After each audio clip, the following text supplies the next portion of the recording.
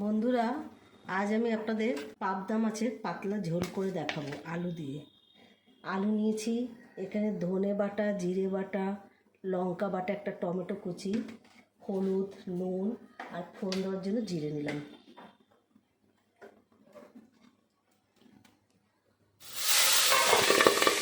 বন্ধুরা, আমার মাছ ভাজাটা হয়ে গেছে দেখুন। এবার আমি কড়াইতে তেল দিয়েছি, এবার আমি একটু জিরে ফোড়ন দেবো।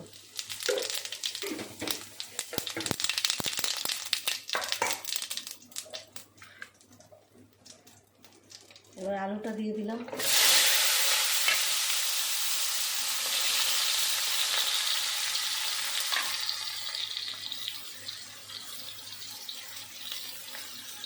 আলুটা দিলাম।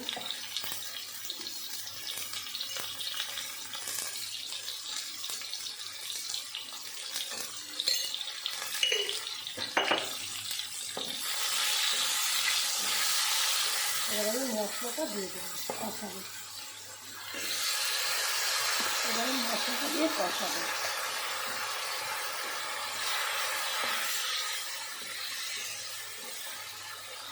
আমার কষানো হয়ে গেল আলুটা। এবার দেখুন আমি পরিমাণ মতো জল দিচ্ছি।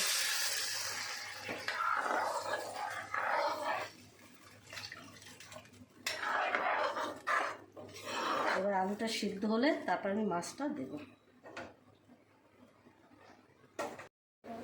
বন্ধুরা, এবার আমি মাছটা, এই ঝোলটা ফুটে গেছে। এবার আমি দেখুন মাছটা দিয়ে দিচ্ছি, ভাজা মাছটা।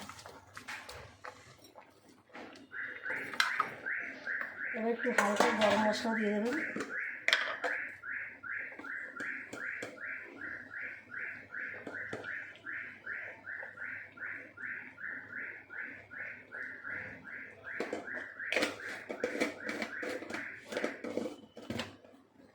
এবার আমার মাছটা পুরো কমপ্লিট হয়ে গেল।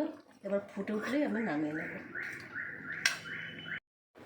বন্ধুরা, আমার মাছটাও হয়ে গেছে, এবার আমি নামাচ্ছি।